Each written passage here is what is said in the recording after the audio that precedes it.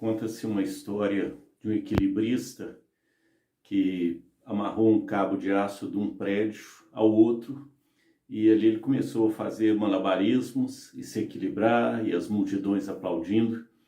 E tinha um rapaz em cima de um dos prédios e quando esse equilibrista retornou, ali tinha um carrinho de mão também e o equilibrista perguntou àquele rapaz: "Você acredita que eu sou capaz de atravessar para o outro lado com esse carrinho?" E aquele rapaz falou: "É claro, isso aí para você é tranquilo." Aí ele falou com o rapaz: "Então entra no carrinho." E o rapaz falou: "De jeito nenhum." Então aquele rapaz confiava, mas não era bem uma confiança assim. Às vezes as pessoas fazem assim com Deus: eu confio, mas não conseguem entrar no carrinho, não conseguem descansar. Hoje eu quero compartilhar aqui alguns textos da palavra de Deus em que mostra quando Deus diz não. Nós gostamos muito do sim, mas às vezes Deus também diz não. E quando Deus diz não, isso às vezes gera um conflito espiritual e é necessário um alinhamento com a vontade de Deus. É necessário que haja essa confiança, essa entrega para haver um descanso da alma. Eu quero citar aqui o primeiro texto que está em Deuteronômio capítulo 3, e o nosso personagem é bastante conhecido, que é o grande profeta Moisés. Nós temos aqui quando Deus disse não para Moisés. Está em Deuteronômio 3, a partir do 23 até o 28. Também eu, nesse tempo, Moisés relatando, implorei graça ao Senhor, dizendo, eu quero que você preste atenção nessa palavra, implorei. Ó Senhor Deus, passaste a mostrar ao teu servo a tua grandeza e a tua poderosa mão, porque que Deus há nos céus ou na terra que possa fazer segundo as tuas obras, segundo os teus poderosos feitos? Rogo-te que me deixes passar para que eu veja esta boa terra que está além do Jordão, esta boa região montanhosa e o Líbano. Porém, o Senhor indignou-se muito contra mim por vossa causa e não me ouviu. Antes me disse, basta, não me fales mais nisto. Sobe ao cimo de Pisga, levanta os olhos para o ocidente e para o norte, e para o sul e para o oriente, e contempla com os próprios olhos, porque não passarás este Jordão. Dá ordens a Josué e anima-o, e fortalece-o, porque ele passará adiante deste povo, e o fará possuir a terra que tu apenas verás. Nós temos aqui a primeira situação, Deus dizendo não ao grande profeta Moisés, amigo de Deus. Ele não apenas pediu, mas ele implorou, ele queria entrar na terra prometida, e Deus não apenas não permitiu, quanto se irritou com a insistência de Moisés e disse, olha, chega, não se fala mais isso, basta. Então aqui nós sabemos que de fato Moisés não entrou na terra prometida, né? Embora nós sabemos que ele entrou na verdadeira terra prometida, que é os céus. De alguma forma, houve uma disciplina de Deus, isso está ligado àquele episódio quando Moisés deveria falar à rocha e, na verdade, ele bateu na rocha, e a rocha ali, ela simboliza Cristo, e que foi crucificado uma vez, e na primeira vez Moisés realmente deveria bater na rocha, mas na segunda era apenas falar, e Moisés por aquilo foi penalizado, embora essa disciplina de Deus para que Moisés levasse mais o Senhor a sério, embora ele já tivesse todo temor do Senhor, essa disciplina de Deus ao mesmo tempo que foi aqui uma espécie de castigo, uma disciplina, algo que Moisés queria muito, mas também sabemos que a entrada da terra prometida envolveu grandes batalhas e Deus, de uma certa forma, também estava livrando Moisés dessas batalhas.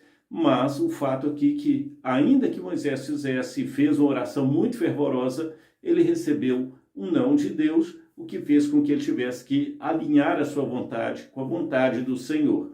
Quero citar um segundo caso, que é o caso também de Davi, né? Muito conhecido Davi, o grande rei Davi. Está aqui em 2 Samuel, no capítulo 12, nos versos de 15 a 18.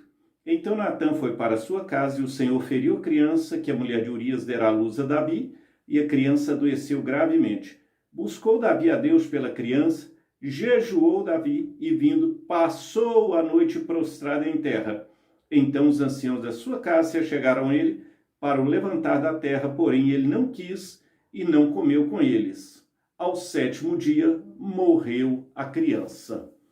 Aqui nós vemos quando Deus também está dizendo não para Davi.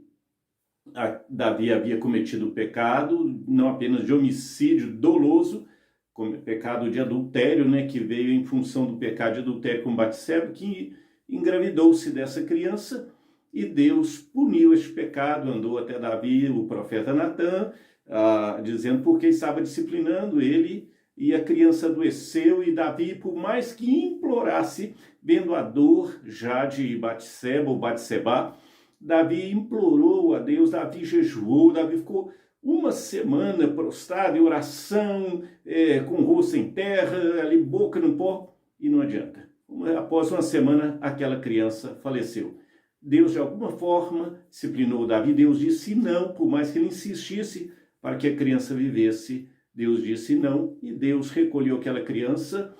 Porém, Deus, ao mesmo tempo que disciplinou, Deus concedeu também sua graça, abençoando Davi com um outro filho que substituiu ali, que foi Salomão, e a palavra de Deus diz que Deus o amou. E nós sabemos que Salomão foi o grande rei ali, né, que substituiu a Davi, o filho de Davi. A gente pensa que foi uma disciplina, uma punição, ao mesmo tempo consideramos, e se aquela criança não morresse? E se Deus atendesse aquela oração de Davi? Que tipo de rei seria? Que possibilidades haveriam para aquele filho que veio de um relacionamento ali, de adultério, de o pai, né, tendo morrido e da forma como aconteceram as coisas? Que futuro teria aquela criança? Não era de fato o plano de Deus. Deus disse não. E ali Davi, sabemos que Davi confessou os seus pecados, Davi se humilhou e Davi compreendeu depois também a vontade do Senhor e recebeu ali a vontade de Deus. Quero citar mais um terceiro personagem que está no Novo Testamento, que é o apóstolo Paulo. Nós temos uma situação que Deus também vai dizer não para o apóstolo Paulo. E está lá em 2 Coríntios, capítulo 12, de 7 a 10.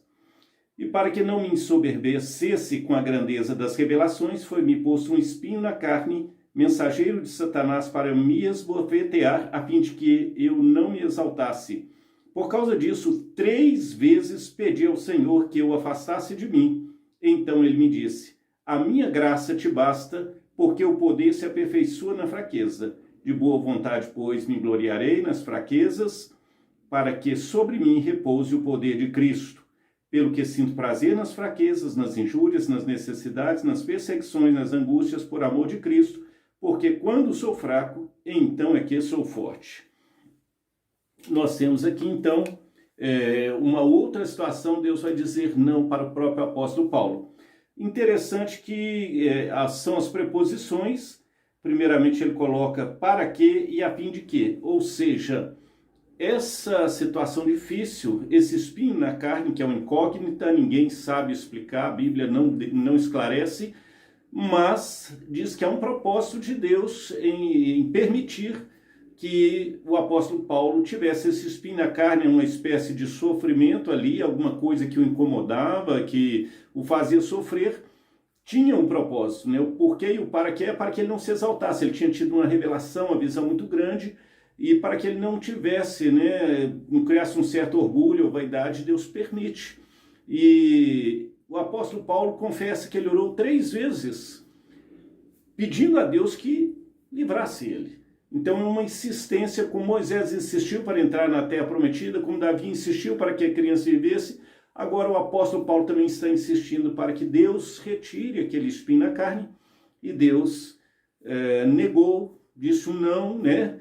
Mas concedeu graça para que ele pudesse conviver com aquele problema, e a partir daquela graça o apóstolo Paulo passou a ver aquele espinho na carne não como uma dificuldade, mas como incentivo para ele viver uma vida de mais humildade e dependência do Senhor. Eu gosto muito das preposições que ele coloca aí depois, né? Para quê e por quê, né? Quando estou fraco, estou forte.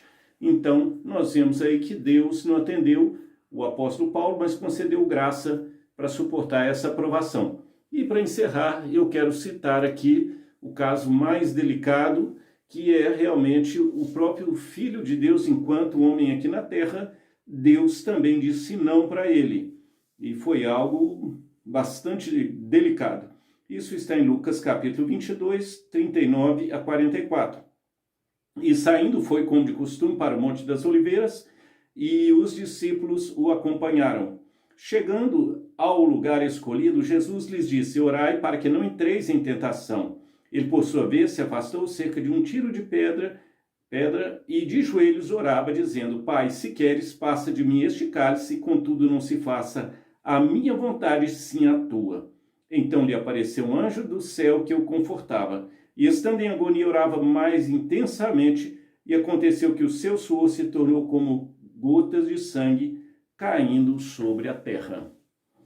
Esse momento de Jesus no Getsêmani, Getsêmani significa, né, ali é a prensa do azeite, para que surgisse aquele azeite, a oliva era prensada e para sair aquele azeite. E assim também Jesus, neste momento, foi um momento de dor intensa para Jesus, e um momento que Jesus orou 3 vezes. Mateus vai mencionar isso também. Jesus orou 3 vezes pedindo ao Pai que o livrasse daquele momento, ou que no seu plano, não que ele não perguntou a Deus se Deus podia fazer.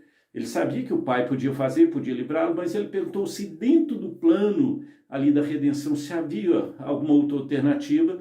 Ele sabia das dores, do momento terrível que ele passaria, aquela tão terrível crucificação, e Jesus, por 3 vezes também, ele pede ao Pai se há possibilidade, dentro do plano, de que haja uma outra maneira, né, para poupar-lhe aquela hora tão difícil. E a gente sabe que o Pai disse não, mas também concedeu graça, enviou um anjo para confortar seu filho e concedeu graça para que Jesus suportasse tudo que ele suportou. Ninguém sofreu como ele, e que vencesse e recebesse também como um prêmio o nome que está sobre todo o nome, para que ao nome de Jesus se dobre todo joelho no céu, os anjos, na terra os homens, debaixo da terra os demônios.